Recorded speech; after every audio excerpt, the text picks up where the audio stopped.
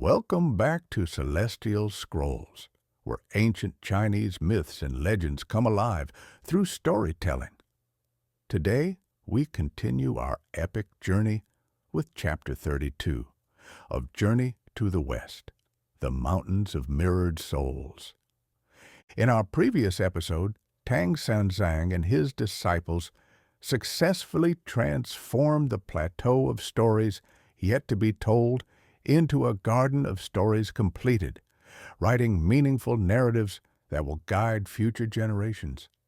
They passed through a simple wooden gate and now face the mysterious shimmering mountains that beckoned from the distance. This chapter delves into the nature of self-reflection and authenticity, as our heroes encounter a realm where they must confront not alternate versions of themselves, but the deepest truths about who they really are beneath all their accumulated stories and identities.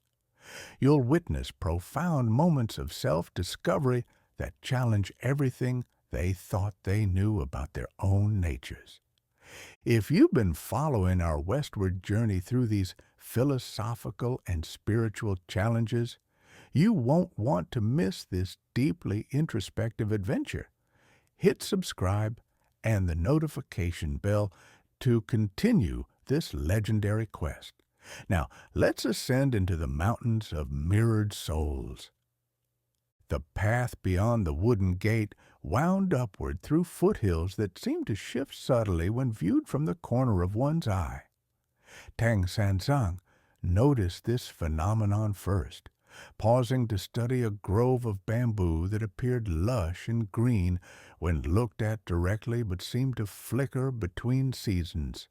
Spring growth, summer fullness, autumn gold, winter starkness, when glimpsed peripherally. "Master," Wukong observed, his keen vision detecting the same anomaly, "this place shows us multiple truths simultaneously. The bamboo exists in all seasons at once, but we can only perceive one version when we focus our attention. A realm of simultaneous realities," Tang Sanzang mused, adjusting his grip on his staff. The 108 characters along its length had begun to pulse in a more complex rhythm, as if responding to the layered nature of their surroundings. "We must be approaching something significant." Indeed, as they climbed higher, the shimmering effect intensified. The very air seemed to contain multiple images superimposed upon each other. The path they walked appeared sometimes as worn stone steps, sometimes as a natural trail through wildflowers, sometimes as a narrow ledge carved into bare rock. All versions existed simultaneously, yet each traveler seemed to experience whichever path most closely matched their inner state. For Tang Sanzang, the path appeared as ancient stone steps worn smooth by countless pilgrims, each step inscribed with a different character, from various sacred texts. For Wukong, it manifested as a challenging mountain trail, requiring agile leaps between rocks. Baji found himself walking through a pleasant garden path with fruit trees offering refreshment along the way. Sha Wujing experienced a steady, purposeful road that demanded endurance but promised certain progress. "We each see what we need to see," Tang Sanzang realized, watching his disciples navigate their own versions of the ascent. Or perhaps what we expect to see based on our natures. They climbed for what felt like hours, though the sun never seemed to move in the sky above them. Eventually, the individual paths converged at a wide plateau carved into the mountainside. In its center stood a structure unlike anything they had encountered, a perfectly circular pavilion made entirely of what appeared to be mirrors, but mirrors that reflected not light, but essence. The Pavilion of True Reflection, Tang Sanzang read from an inscription carved into the mountain rock. Enter alone, emerge complete. As they approached the pavilion, they could see that each mirror panel showed not their physical appearances, but something far more fundamental. In the reflective surfaces, they glimpsed fleeting images of their deepest motivations, their hidden fears, their secret hopes, their most authentic selves, stripped of all pretense and story. Another trial, Wukong concluded, though this time his voice held less eagerness and more apprehension than usual, and one we must face individually. A voice echoed from the pavilion itself, speaking in tones that seemed to resonate from within their own minds. To proceed beyond these mountains, each traveler must enter the pavilion alone and confront the truth of their essential nature. Only when all four have completed this reflection can the path westward continue. Tang Sanzang stepped forward first, as was his role as leader, but the voice stopped him. Not the leader first this time, but each according to their readiness.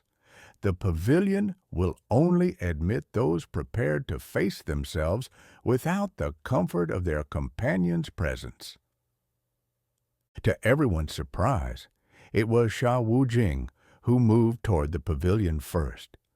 The usually hesitant river monster walked with unusual determination, his massive frame seeming to shrink slightly as he approached the mirror walls.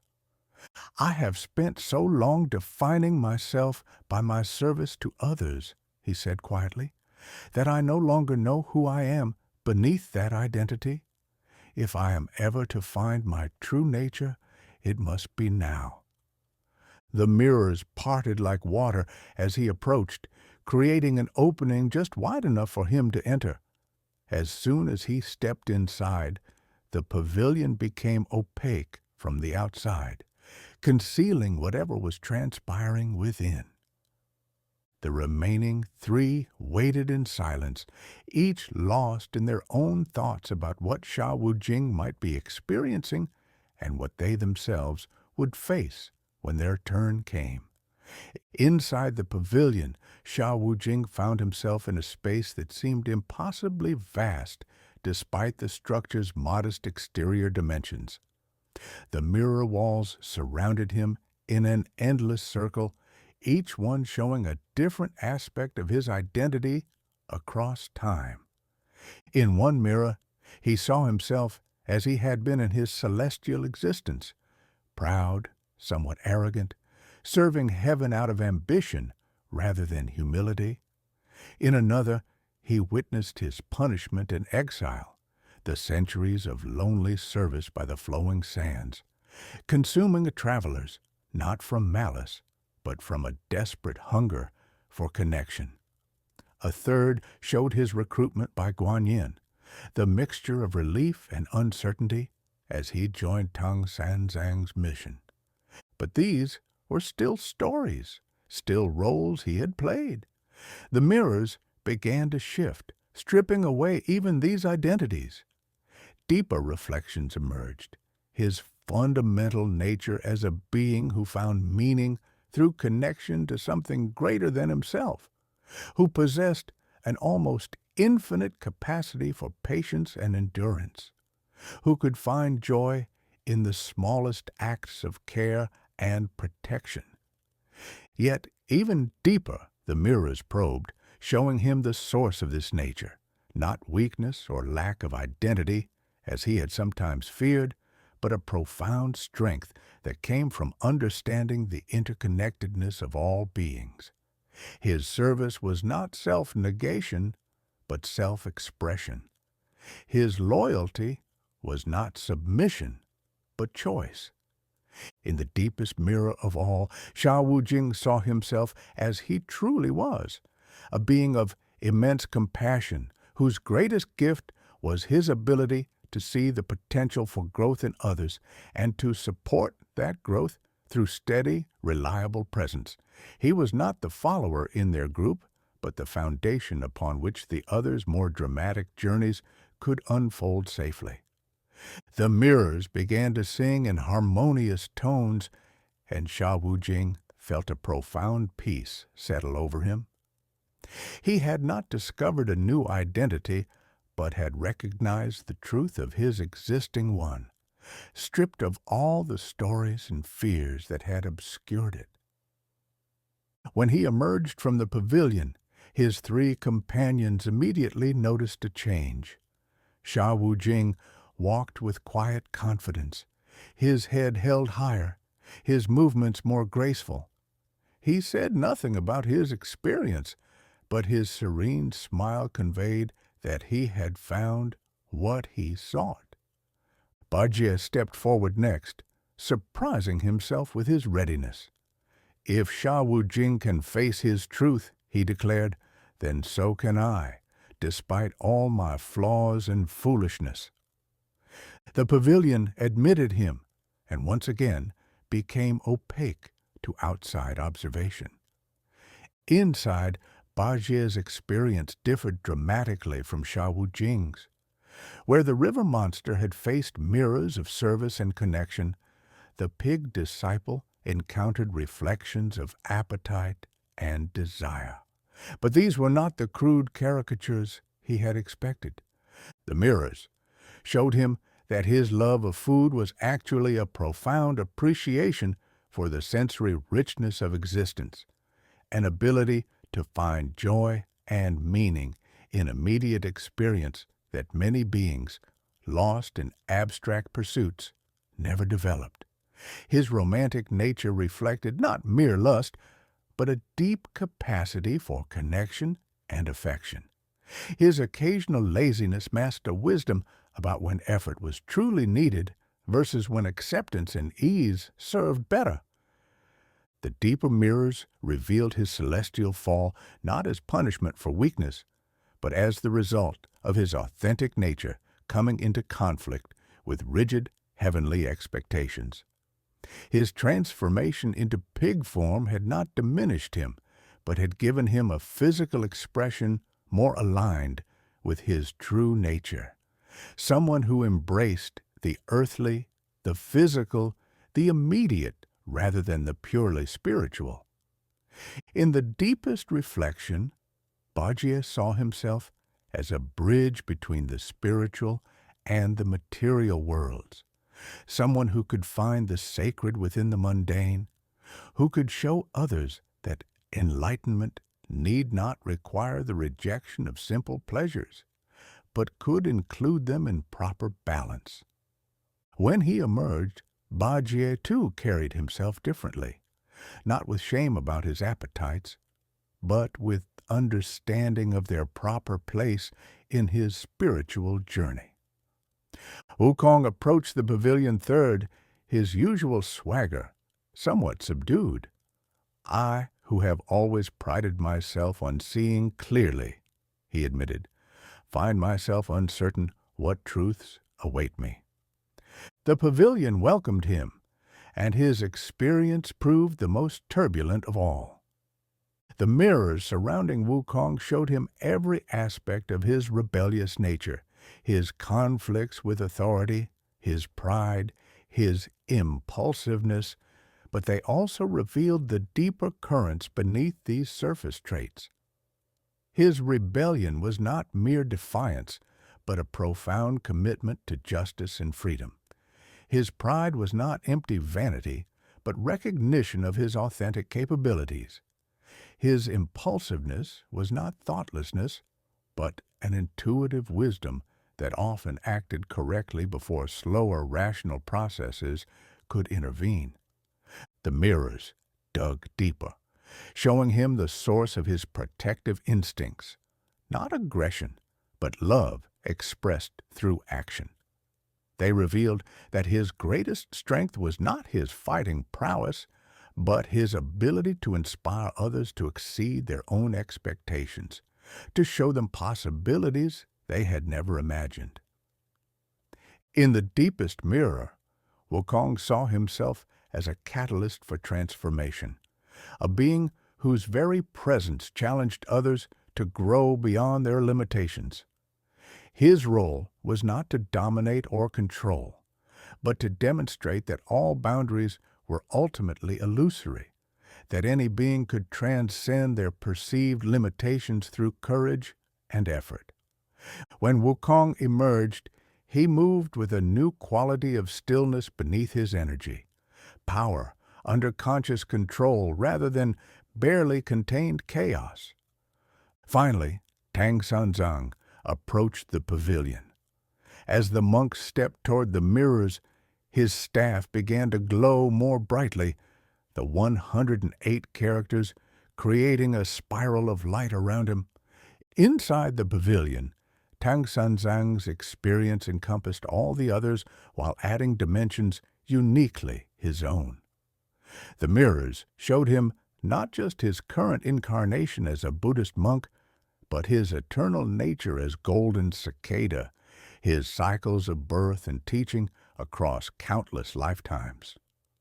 But the deeper revelation was about the nature of his teaching itself.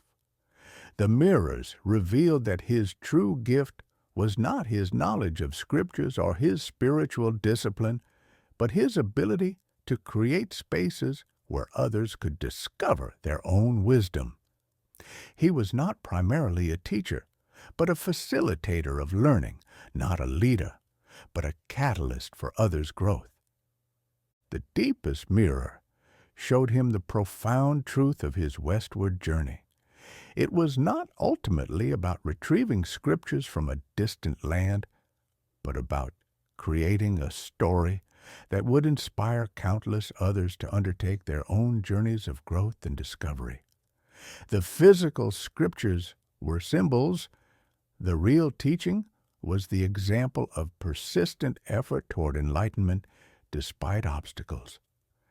In the final reflection, Tang Sanzang saw himself as a living bridge between potential and actualization, someone who could perceive the enlightened nature already present within others and help them recognize it in themselves.